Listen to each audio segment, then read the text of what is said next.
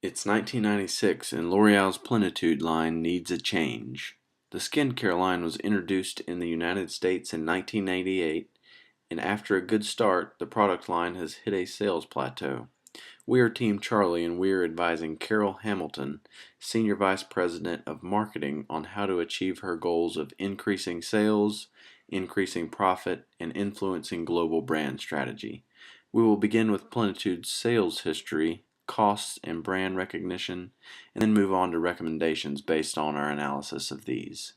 The Plenitude line was introduced in France in 1982 and was the first to go beyond the hair care and cosmetics lines for L'Oreal. The Plenitude line had great success through the initial introduction of a single moisturizer product.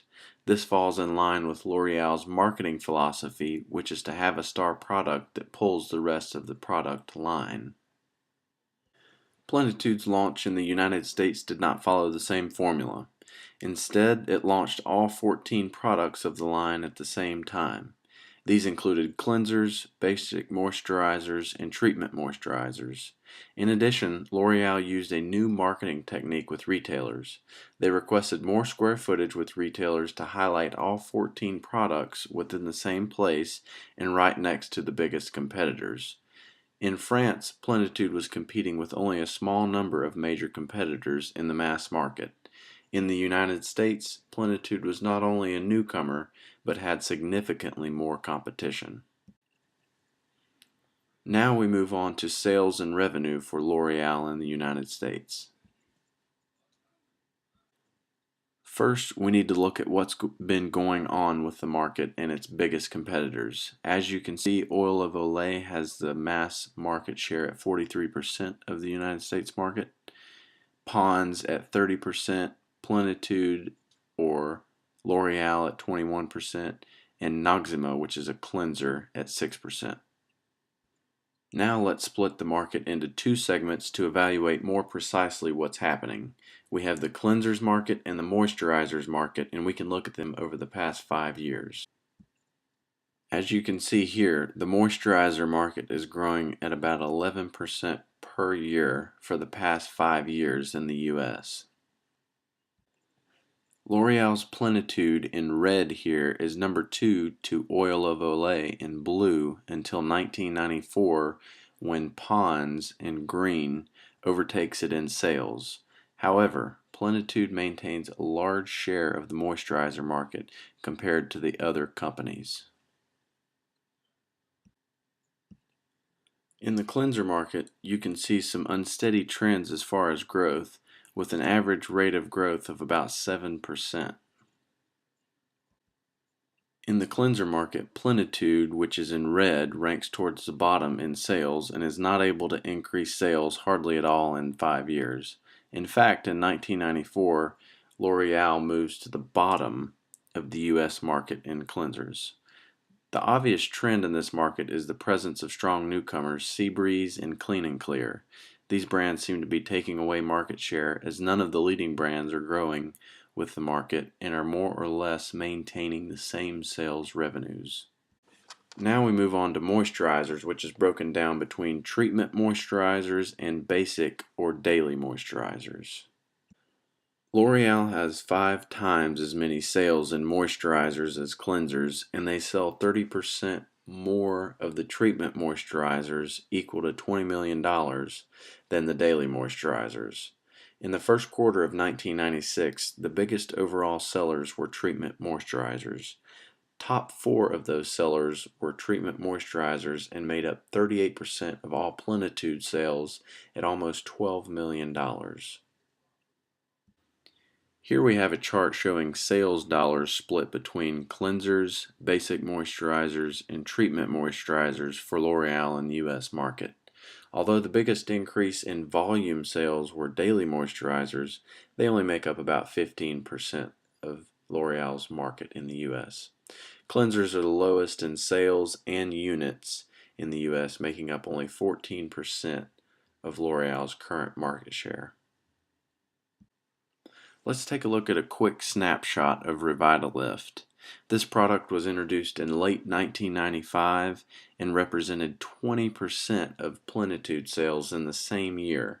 It is a treatment moisturizer and advertised as a facelift in a jar. As you can see here, Revitalift alone outsells cleansers and comes close to outselling basic moisturizers for L'Oreal. Let's move on to costs.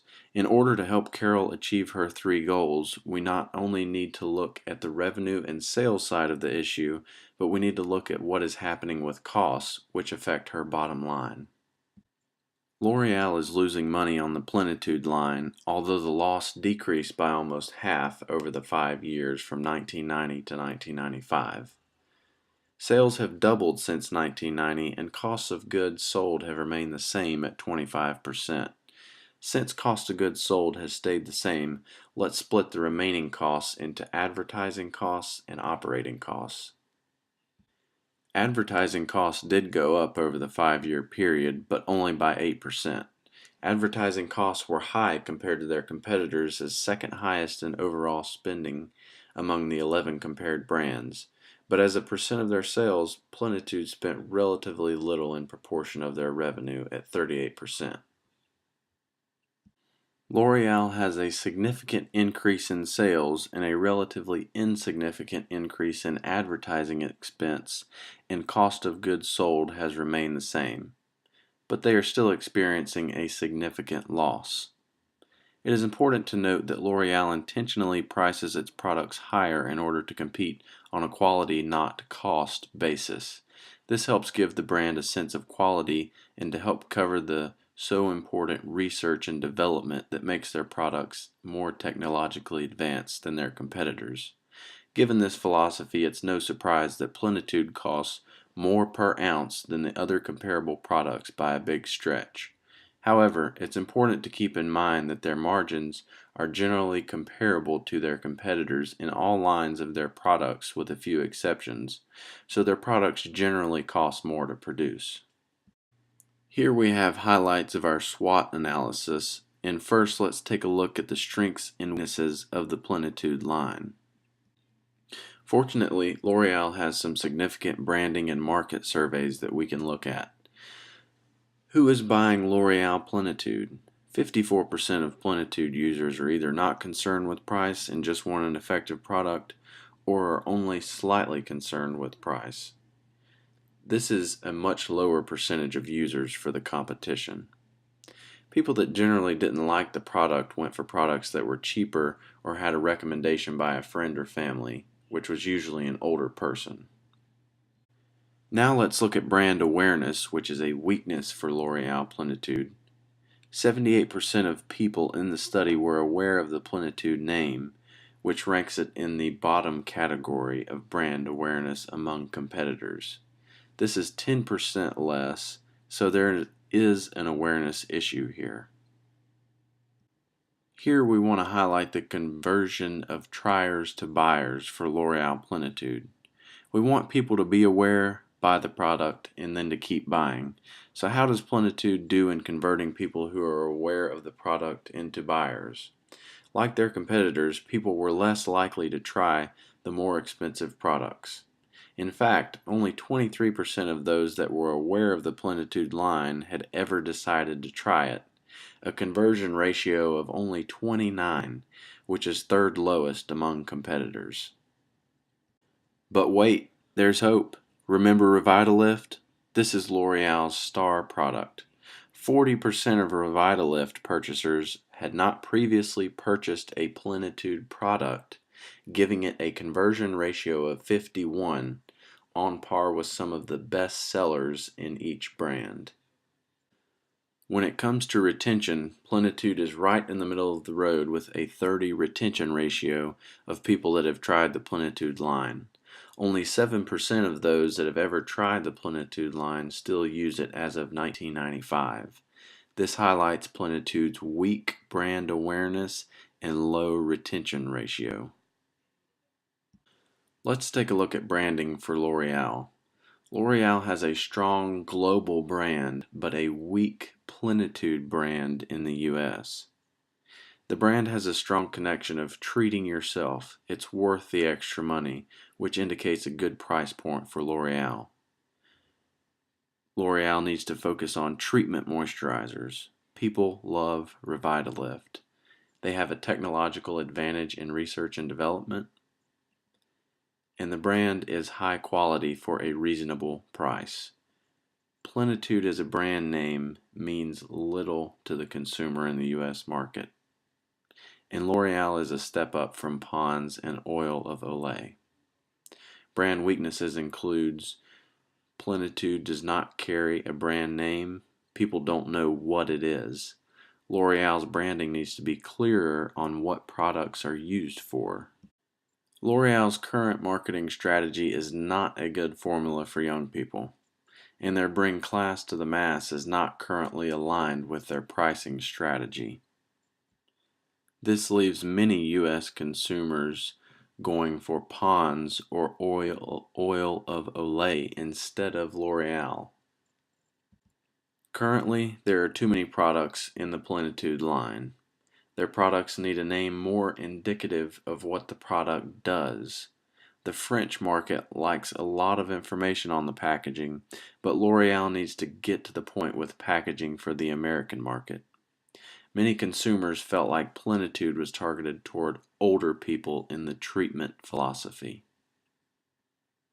The U.S. market for moisturizers and cleansers is young and growing, and there are no products with L'Oreal's premium pricing with the treat yourself strategy. Most products currently market to older women, leaving room to target younger generations in the market. Pond's is a big threat to L'Oreal because they are significantly increasing their market share in cleansers and moisturizers. Oil of Olay has explicitly stated that they are going to attack the moisturizer market, and specifically L'Oreal. Most of L'Oreal's competitors can compete on price, whereas L'Oreal is premium in their pricing. Oil of Olay is the biggest threat and market leader. They have a conversion ratio of 80 compared to L'Oreal's 29. So how is L'Oreal going to turn the corner in the US market? Well, our first recommendation is to keep Revitalift as L'Oreal's star product. Revitalift currently has a great competitive advantage and is L'Oreal's best performing product in the US. Our second recommendation is to eliminate the Plenitude name. Acceptor-rejector studies from April and May of 1996 demonstrate that the Plenitude brand name meant very little to people, and in fact may be causing additional confusion with the brand and the treatment lines. This is L'Oreal. Plenitude really doesn't mean anything, and that could be gone and it wouldn't make a difference. Focusing on the L'Oreal brand without the Plenitude line in addition to the name of the treatment line will be less confusing and better marketed for U.S. consumers. L'Oreal needs to focus on treatment moisturizers. Revitalift, a facelift in a jar, had done extremely well after its launch. Offering treatment lines that are designed to be marketed to a specific target market, broken down by age and or problem, will allow consumers to quickly find the product that they need. In addition to offering a specialized cleanser and moisturizer in each treatment line, L'Oreal will have the opportunity to add specialized products in that line that coincide with the specific purpose of the treatment line. By offering a basic moisturizer and cleanser in each of the treatment lines, L'Oreal will be able to gain market share in these basic categories, then upsell their products by emphasizing that these basic moisturizers and cleansers are developed for a specific age or problem and that work best when used in conjunction with products in that treatment line. Treatment lines for targeted groups will allow L'Oreal to demonstrate to consumers that their products are not only applicable for aging customers. Our fourth recommendation is that L'Oreal condense their pricing structure to make it less confusing to employees and potential buyers. L'Oreal has used their pricing structure to set themselves apart as a superior product. Continuing to use this premium pricing, but condensing the price points used in the line, will make the line easier to sell to wholesalers. The structure needs to be easier to understand for employees and wholesale customers alike. Our fifth recommendation is for L'Oreal to simplify the packaging for the US market. On the front of the package, L'Oreal should pick an image that coincides with the target market for that line, just like Nutella does as shown here. Age 35 to 25, young woman, healthy skin. The front of the package should use the brand name, treatment line name, display the product name, and provide a slogan or catch line that has specifically been developed for that treatment line. The back of the package should provide more detailed information about ingredients and research for consumers who want that level of information. In conclusion, L'Oreal has a good product in treatment moisturizers. They play on L'Oreal's strengths of technology and quality, and they allow L'Oreal to maintain certain price structures so they don't have to play the pricing game at the low end cost of the market. The market is more promising for moisturizers than cleansers, and cleansers are not a strength of theirs anyway. They need to tweak just a few things about the branding, like dropping the Plenitude name and focusing on the L'Oreal name. With Revitalift as their primary star, L'Oreal's skin product line has the potential for great success in the US market.